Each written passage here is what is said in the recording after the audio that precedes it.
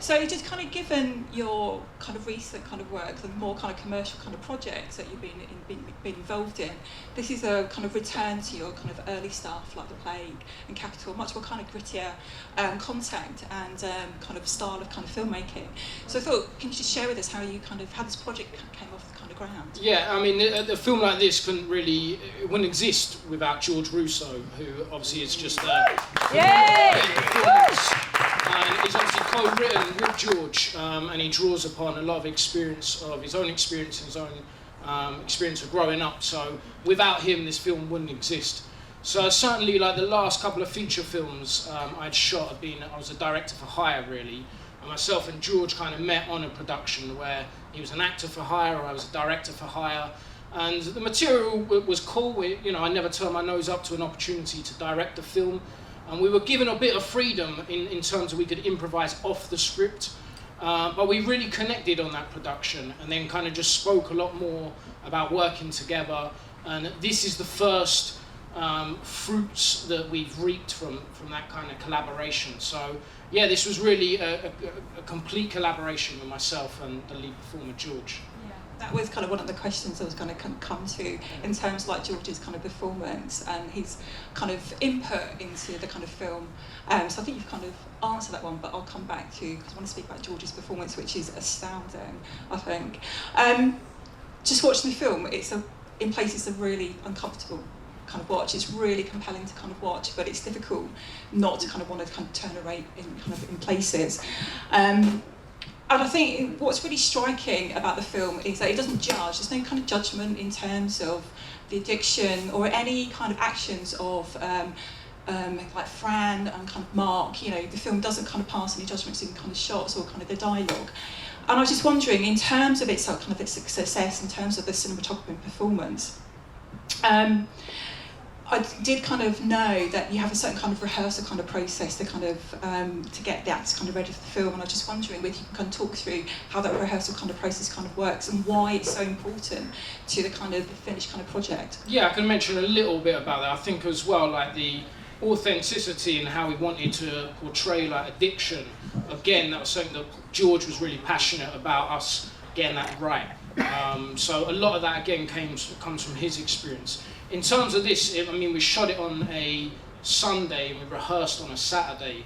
Rather than kind of rehearsing so much the scenes that are actually shot, we did kind of a lot of improv games, workshop games, where George, the main actor Paul, and Lorraine did like weird exercises where like one of them would repeat a mantra that is their life, and then the other two would kind of drag them down. It's like proper wanky, like if anyone walked past and saw me and three actors tugging each other and going around a room. But actually it really kind of created the right kind of, because we didn't have long to rehearse. It was like a very quick way of getting us into very clear emotions and emotional dynamics between the three actors. So it's kind of a quick kind of rehearsal, quick kind of shoot, and you need to kind of get to that point without kind of too much time kind of taking Yeah, so we do like freeze frame images where it's about hierarchy and then creating games together. We did a lot of games and playing. So it's trying to get the actors as creative as possible, and it wasn't so much about learning the lines, but more just about learning the characters and the relationships. Cool. So the visuals as well, there's not much kind of that usual kind of classical kind of filmmaking, like shot, reverse kind of shot. You kind of put the camera kind of directly into the action, and that kind of creates that kind of intensity of experience for kind of the spectator, and that kind of realism as well. And so I was just wondering if you could kind of talk through kind of choices you made in terms of cinematography and that kind of visual language, because I know you're kind of quite interested in kind of being quite creative with how you kind of shoot kind of content. Certainly, like the previous films I'd done before this were like low budget direct-to-DVD features where pretty much you're shooting what's coverage, where you're coming in, you're shooting a scene in a wide and then doing close-up reverse shot just to cover, and that creates that comprehensive footage for the edit to create the scenes. Now I was going into this because it was almost a self-funded production. I didn't want to shoot coverage, and it was such a dialogue-heavy script. It'd be really easy just to frame the actors and follow the lines, and I could do that with my eyes shut. So really, like one of the biggest influences is Andrea Arnold and Robbie Ryan's kind of relationship as a DOP and a director. They often talk about this idea of neo-realism. So, you know, social realism is very much Ken Loach on like long lenses observing, whereas neo-realism is like the camera almost becomes a character. And certainly like the cinematographer really ran with that idea. And there's only 12 cuts in the whole film, and the camera is always placed where our sympathies should be. So, for example, like when Ed's at the door, like normally to cover an actor, you would move the camera inside and shoot his coverage inside the house. The problem with that is you would then put the audience exactly where Ed wants to get to. So the idea was we kept the camera behind him so our sympathies were aligned with him. And we do the same thing with the little boy, whereas the dialogue and the story, so to speak, goes through to the kitchen, but actually like the emotional beat and the sympathy I felt should remain with the boy. So it's experimental. I mean, it's not everyone's cup of tea. It was a big learning experience for me. And, you know, I consider myself a feature film director. So really this was about me just kind of, you know, blowing off the cobwebs of doing some direct-to-DVD features and actually just trying to experiment and come back to finding my voice, really.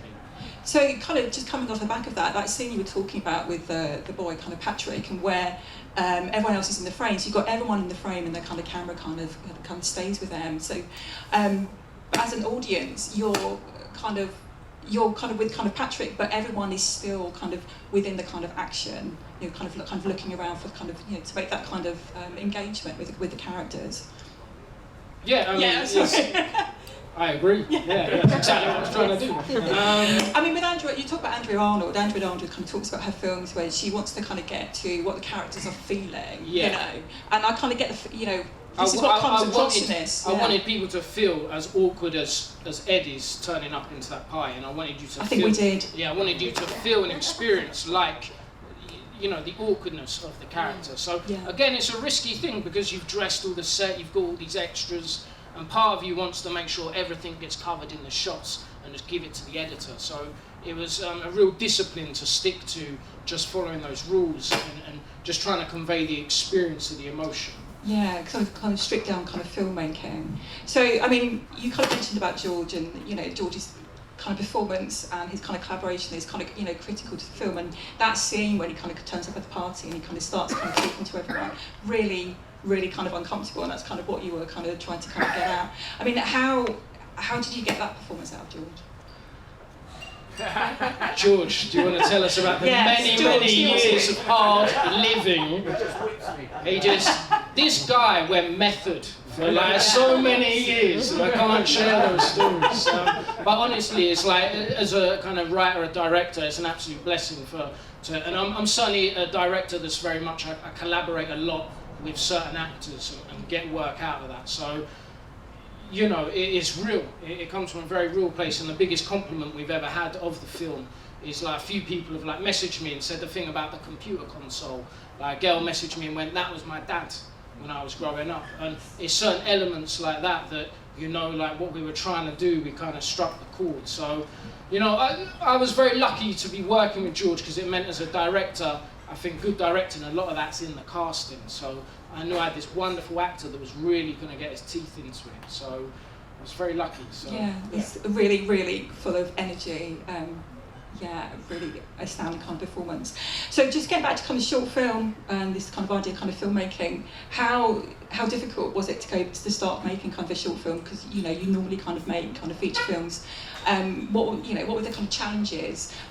What were the benefits of actually just kind of the form of making a short film? The benefits are it's much more controlled, much easier shoot, less kind of stress, but certainly trying to think about how you tell a story in a 90-minute time frame, as opposed to, and I was very like adamant, like I teach a lot of students basically, and the biggest thing I teach them, they all try and fit a feature film idea into a short, and often their shorts are 15, 20 minutes, longer than that, like half an hour. So for me, it was trying to find like the perfect length, where it's just digestible, but you still wanted more of that wealth.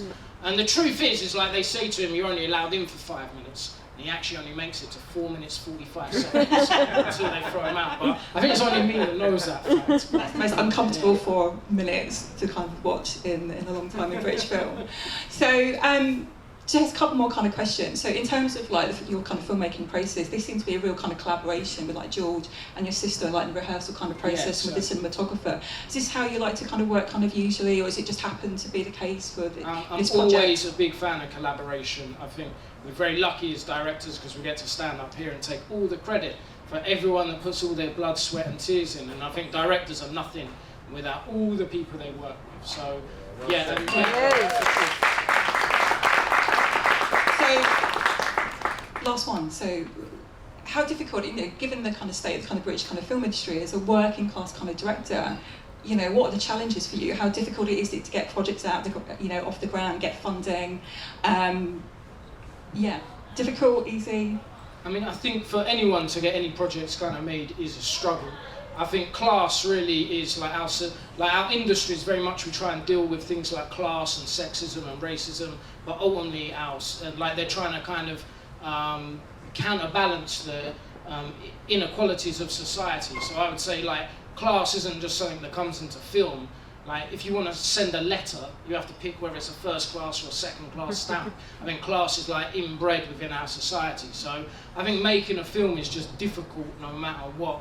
I think when you're trying to make stuff where you're really trying to say something, it is certainly a struggle. But every good film that you love, you can watch like the making ofs and everyone goes, no one wanted to fund it, no one wanted to make it. And it's the mad thing of being a filmmaker. You just got to be balmy enough that you just don't give up. And I think that goes to any filmmaker. That's brilliant. Well, it's an amazing film, really kind of emotional, really difficult kind of watch, and not an easy task to get into a short film. So congratulations, it was a good film, great film. Thank you.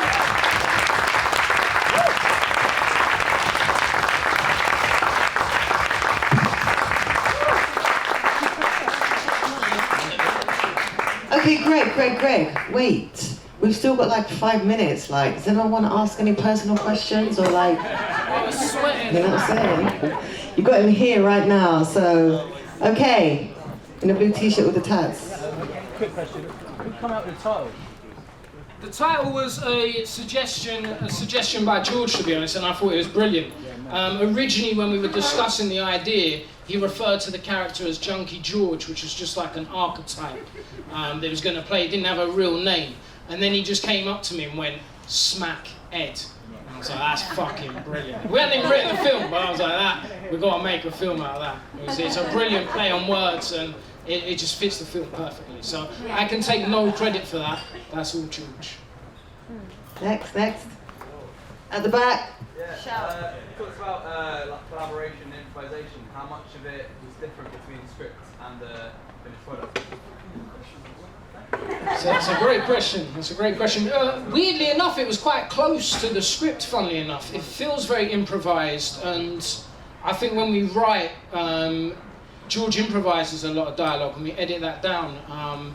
But strangely, it feels like normally I've shot films with no script at all and it's completely improvised. But actually, this is really, really scripted, like very scripted. When you say George, it's like, yeah. pretty much to the button. I don't think. I can hear the script in it. I would prefer if it was probably more improvised, to be honest. But it felt like. Yeah, but it feels very scripted to us. But to me, it does. Yeah. I feel like it should have been more improvised, to be honest. Okay, one or two more. Come on, guys, don't be shy. You've got him here right now. I'll have a question. Go on then. I too work with children on my film that you're about to see. How was it for you? Yeah, I mean, look, I've got kids. I've got like 2 kids. One's 8 and one's about 5 weeks old. And apart from making films, when you have a kid, you realise how stressful putting on kids' parties is. It's like one of the most stressful things ever. Like making films is a piece of piss. Like you're not just worried that your own child is going to be upset. There's like multiple kids, parents, and like organising things. It's the worst thing ever, and it's the most stressful thing ever. And then we wrote a film that was basically set at a kids' party. So it was really fucking stressful. And all the kids in it are recruited from my daughter's playground. I was recruited real parents and real kids, and again, like everyone's from kind of East London, so I wanted it to feel very authentic, like authentic families. But the kids, I think when they turned up, we were just shooting the end of a scene, and George was like screaming. It was the moment he was dragged out, And all these poor kids turned up and had to meet him. And then also on Monday, my daughter told her teacher that she was in a film. And the teacher went, great, what's the film called? My daughter went, Smackheads. Thank you so much, Greg, and hopefully we'll see you in LA. Okay, and when you get to LA, just like, remember where you started, yeah? Don't be like, what's his name?